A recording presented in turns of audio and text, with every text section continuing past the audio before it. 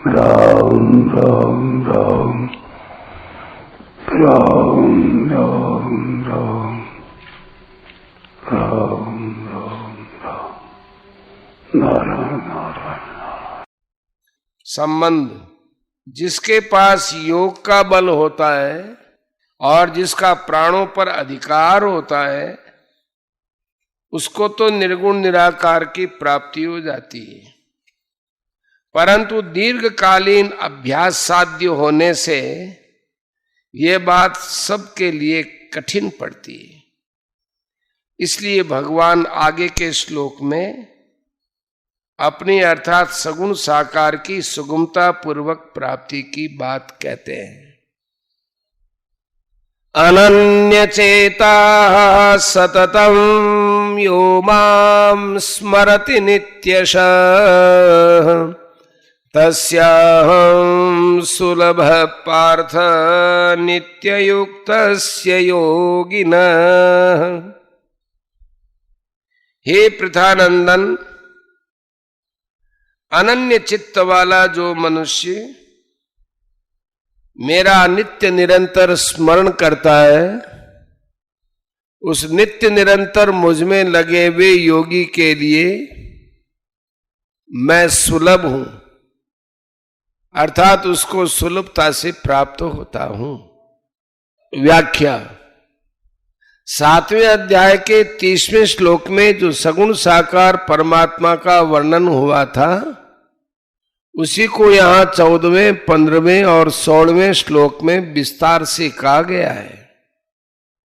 अनन्य चेता, जिसका चित्त भगवान को छोड़कर किसी भी भोग भूमि में, किसी भी ऐश्वर्य में किंचन मात्र भी नहीं जाता, जिसके अंतःकरण में भगवान के सिवाय अन्य किसी का कोई आश्रय नहीं है, महत्व नहीं है, वह पुरुष अनन्य चित्त वाला है।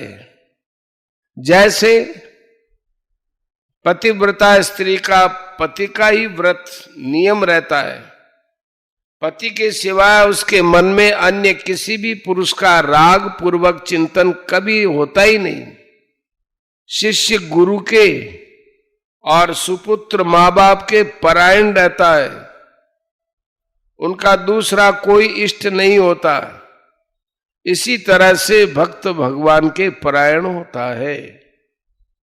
यहां अनन्य चेता पद सगुण उपासना करने वालों का वाचक है।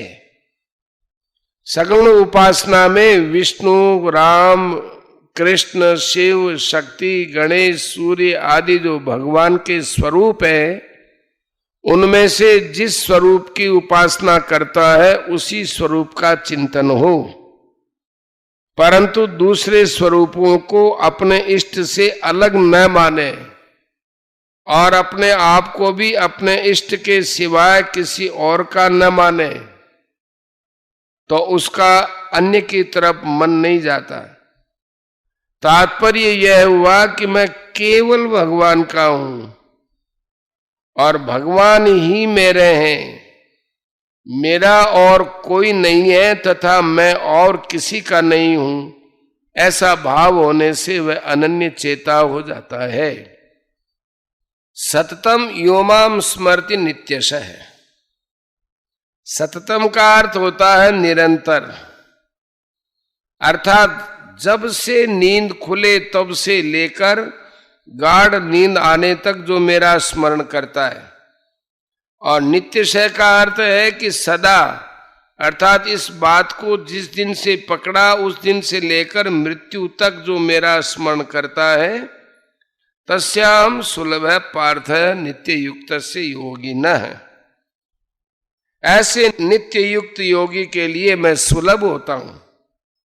यहां नित्य युक्त पद चित्त के द्वारा निरंतर चिंतन करने वाले का वाचक नहीं है,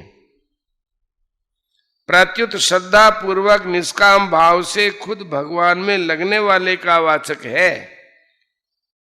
जैसे कोई ब्राह्मण अपने ब्राह्मण पने में स्थित रहता है कि मैं ब्राह्मण हूं, क्षत्रिय, वैश्य आदि नहीं हूं, वह अपने ब्राह्मण पने को याद करे न करे, पर उसके ब्राह्मण पने में कोई फर्क नहीं पड़ता। ऐसे ही मैं भगवान का हूं और भगवान मेरे हैं, इस नित्य संबंध में दृढ़ रहने वाला ही नित्य युक्त है। ऐसे नित्य युक्त योगी को भगवान सुगमता से मिल जाते हैं। भगवान के सिवाय शरीर, इंद्रियां, प्राण, मन, बुद्धि अपने नहीं है, केवल भगवान ही अपने हैं।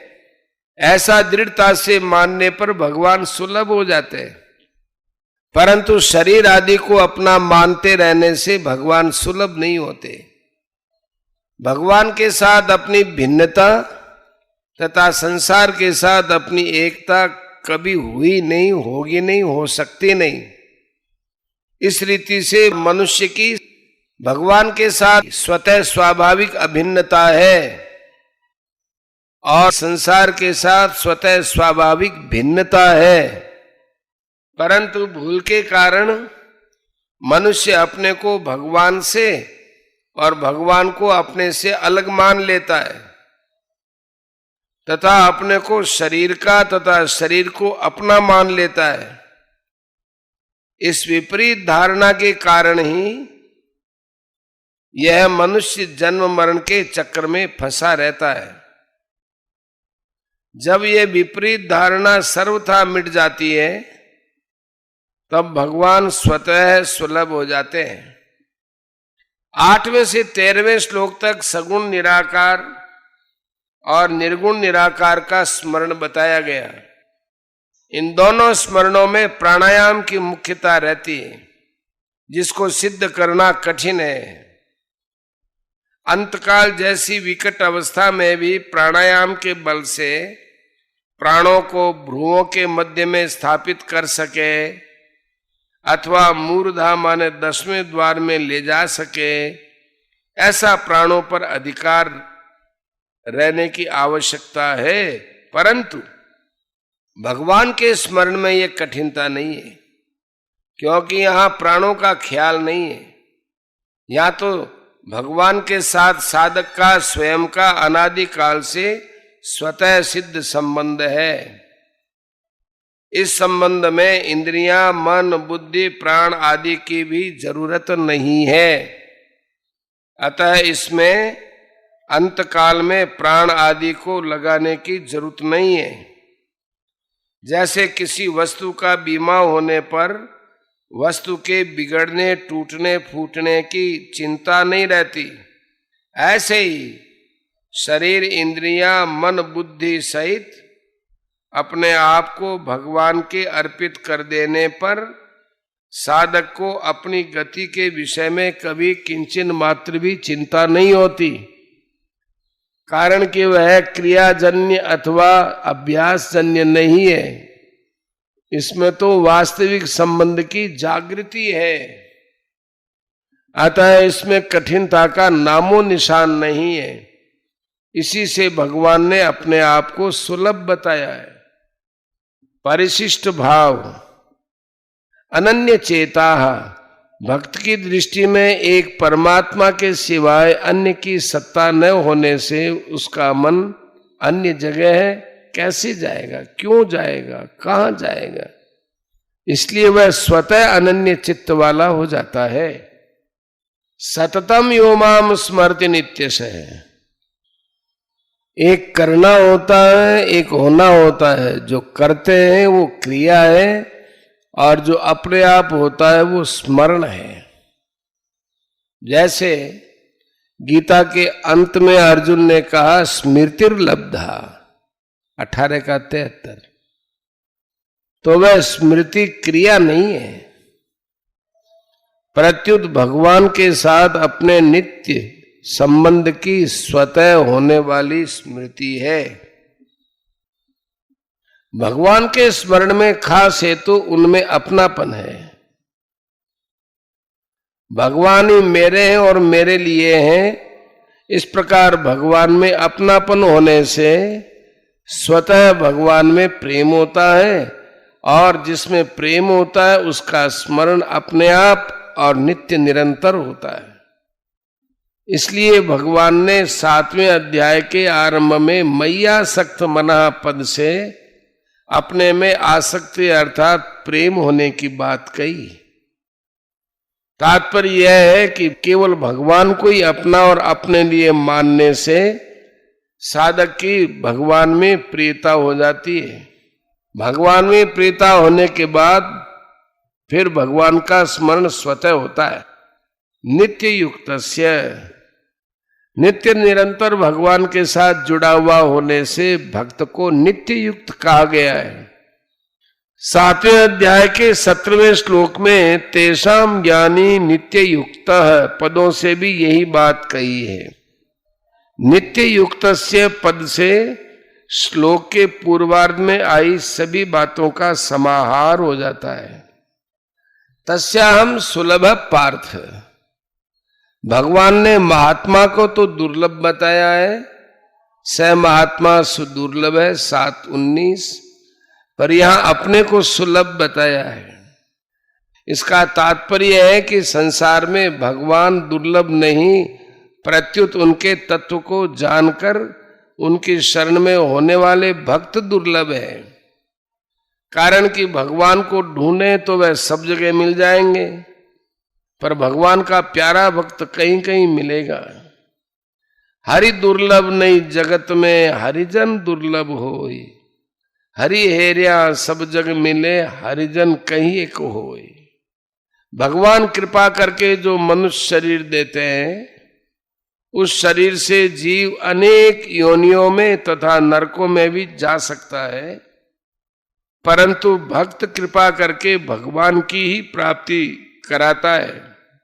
हरि से तू जन हेत कर, कर हरिजन से हेत, हरि रीजे जग देत है, हरिजन हरि ही देत। वास्तव में जो नित्य प्राप्त है उसमें सुलभता दुर्लभता कहना बनता ही नहीं है, परंतु लोगों ने उसको दुर्लभ मान रखा है। इस वृत्ति को हटाने के लिए भगवान ने अपने को सुलभ बताया है। जिसकी खुद की सत्ता है ही नहीं, उस असत शरीर संसार को सत्ता और महत्ता देने से तथा उसके साथ संबंध जोड़ने से ही नित्य प्राप्त परमात्मा दुर्लभ हो रहे हैं। असत को सत्ता और महत्ता न दें तो परमात्मा की प्राप्ति स्वतः सिद्ध है। असत है और वह अपना तथा अपने लिए है, ऐसा मानना ही असत को सत्ता और महत्ता देकर उसके साथ संबंध जोड़ना है।